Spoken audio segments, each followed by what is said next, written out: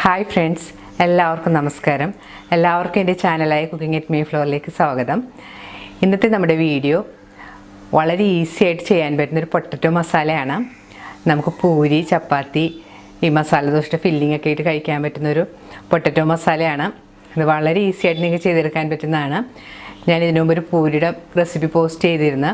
അത് കാണാത്തവരത് കണ്ടു നോക്കണം.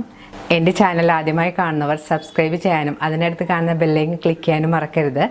എന്നാൽ മാത്രമേ ഞാൻ ഇന്ന് വീഡിയോസിൻ്റെ നോട്ടിഫിക്കേഷനൊക്കെ നിങ്ങൾക്ക് കിട്ടിയില്ലേ. ഇനി നമുക്ക് ഈ പൊട്ടറ്റോ മസാല ഉണ്ടാക്കാൻ തുടങ്ങാം.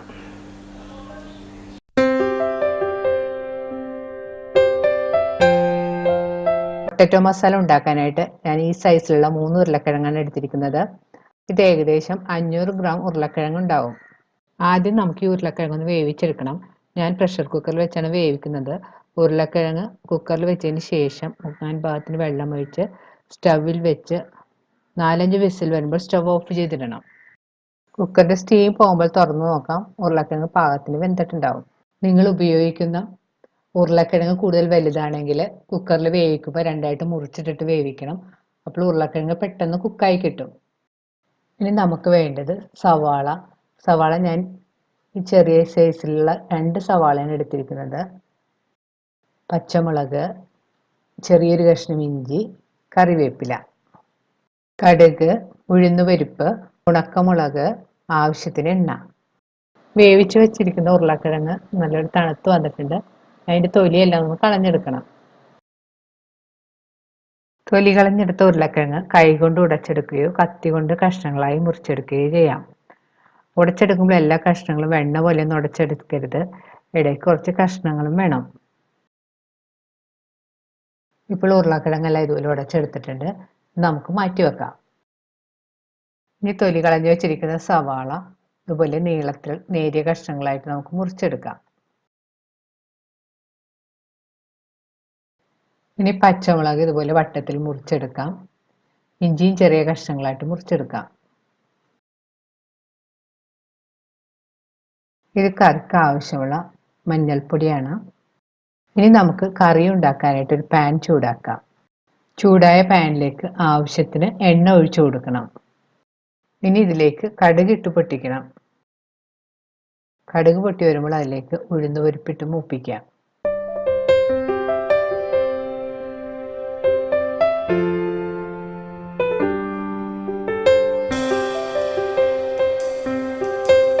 ഉഴുന്നുപരിപ്പൊന്ന് കളർ മാറി വരുമ്പോൾ അതിലേക്ക് ഉണക്കമുളകും കൂടി ഇട്ട് മൂപ്പിക്കണം.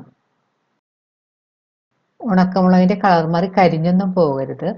അതിനു മുമ്പായിട്ട് നമുക്ക് ഇതിലേക്ക് പച്ചമുളകും ഇഞ്ചിയും കൂടി ഇട്ട് കൊടുക്കാം. ഇതിലേക്ക് കറിവേപ്പിലയും കൂടി ഇട്ട് കൊടുക്കണം. അതിന് ശേഷം നന്നായിട്ട് വഴറ്റി കൊടുക്കണം. ഇനി ഇതിലേക്ക് അരിഞ്ഞു വെച്ചിരിക്കുന്ന സവാളയും കൂടി ഇട്ട് കൊടുക്കാം. സവാള ചേർത്തതിന് ശേഷം വീണ്ടും നല്ലതുപോലെ വഴറ്റി കൊടുക്കണം. ഇതിലേക്ക് കുറച്ച് ഉപ്പുപൊടിയും കൂടി ചേർത്ത് നന്നായിട്ട് വഴറ്റി കൊടുക്കണം. സവാള ബ്രൗൺ കളറൊന്നും ആകണ്ട. ഒന്ന് സോഫ്റ്റായി കളർ മാറി തുടങ്ങുമ്പോഴത്തേക്കും അതിലേക്ക് നമുക്ക് മഞ്ഞൾപ്പൊടിയും കൂടി ചേർത്ത് ഒന്ന് വഴറ്റി കൊടുക്കണം.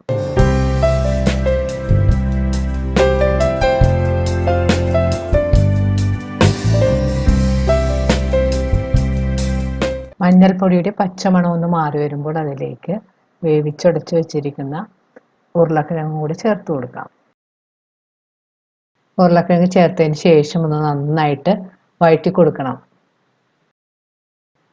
ആ ഉപ്പും മഞ്ഞൾപ്പൊടി മസാലയൊക്കെ ഇതിൽ പിടിക്കുന്നവരൊന്ന് നന്നായിട്ട് മിക്സ് ചെയ്ത് യോജിപ്പിക്കണം. ഇനി നമുക്കിതിലേക്ക് ആവശ്യത്തിന് വെള്ളം ചേർത്ത് കൊടുക്കാം. വെള്ളത്തിൻ്റെ അളവ് നിങ്ങളുടെ ഇഷ്ടത്തിനനുസരിച്ച് ചേർക്കാം. കൂടുതൽ തിക്കായിട്ടിരിക്കണമെന്നുണ്ടെങ്കിൽ വളരെ കുറച്ച് വെള്ളം ചേർത്താൽ മതി. കുറച്ച് കറി നീണ്ടിരിക്കണം എന്നുണ്ടെങ്കിൽ കുറച്ച് വെള്ളം അധികം ചേർക്കാം. ഞാനിവിടെ ഒരു 1.25 കപ്പ് വെള്ളം ചേർത്തിട്ടുണ്ട്. കുറച്ച് സമയം ഇരിക്കുമ്പോൾ ഈ കറി കുറച്ചും കൂടെ തിക്കാവും. നന്നായിട്ട് മിക്സ് ചെയ്ത് കൊടുക്കാം. വേണമെങ്കിൽ കൂടുതൽ വലിയ കഷ്ണങ്ങളൊക്കെ വേണമെങ്കിൽ നമുക്കൊന്ന് സ്പൂൺ കൊണ്ട് ഉടച്ചു കൊടുക്കാം. ഇനി നമുക്കിതിലേക്ക് ആവശ്യത്തിനുള്ള ഉപ്പുപൊടി കൂടി ചേർത്ത് കൊടുക്കണം. നമ്മൾ സവാള വഴറ്റിയ സമയത്ത് ഉപ്പ് ചേർത്തിട്ടുള്ളതാണ്. അപ്പോൾ അതനുസരിച്ച് ഉപ്പ് നിങ്ങളുടെ പാകത്തിന് ചേർത്ത് കൊടുക്കണം.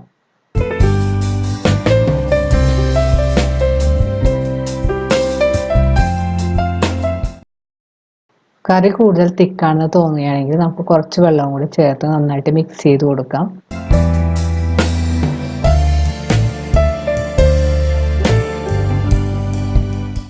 ഇപ്പോൾ കറി നന്നായിട്ട് തിളച്ച് വന്നിട്ടുണ്ട്. ഇനി സ്റ്റൗ ഒരു ലോ ഫ്ലെയിമിൽ വെച്ചിട്ട് പാൻ ഒന്ന് മൂടി ഒരു 3-4 മിനിറ്റ് ഒന്ന് കുക്ക് ചെയ്യണം. സവാളയൊക്കെ ഒന്ന് കുക്കായി കിട്ടാൻ വേണ്ടിയാണ് കുറച്ച് നേരം നമ്മൾ മൂടി വെക്കണം. ഇപ്പോൾ മൂടി വെച്ചിട്ട് ഒരു 5 മിനിറ്റ് എല്ലാം കഴിഞ്ഞിട്ടുണ്ട്. നമുക്ക് തുറന്ന് നോക്കാം. കറി നല്ല പാകത്തിന് കുറുകിയെല്ലാം വന്നിട്ടുണ്ട്. നമുക്ക് സ്റ്റവ് ഓഫ് ചെയ്യാം.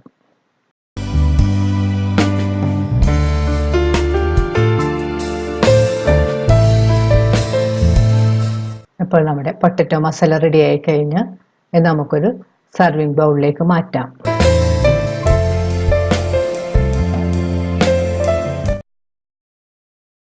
ഈ കറി നമുക്ക് ചൂടോടുകൂടെ പൂരി, ചപ്പാത്തി ഇവയുടെ ഒക്കെ കഴിക്കാവുന്നതാണ്. ഇത് നമുക്ക് മസാല ദോശയുടെ ഉള്ളിൽ ഫില്ലിംഗ് ആയിട്ടും ഇത് ഉപയോഗിക്കാം. നിങ്ങൾ ട്രൈ ചെയ്ത് നോക്കണം. ടേസ്റ്റി ആയിട്ടുള്ളൊരു കറിയാണ്. വീഡിയോ ഇഷ്ടപ്പെടുകയാണെങ്കിൽ ലൈക്കും ഷെയറും കമൻറ്റും ഒപ്പം സബ്സ്ക്രൈബ് ചെയ്യാനും മറക്കരുത്. വീണ്ടും പുതിയ റെസിപ്പിയുമായി നമുക്ക് കാണാം. Thank you.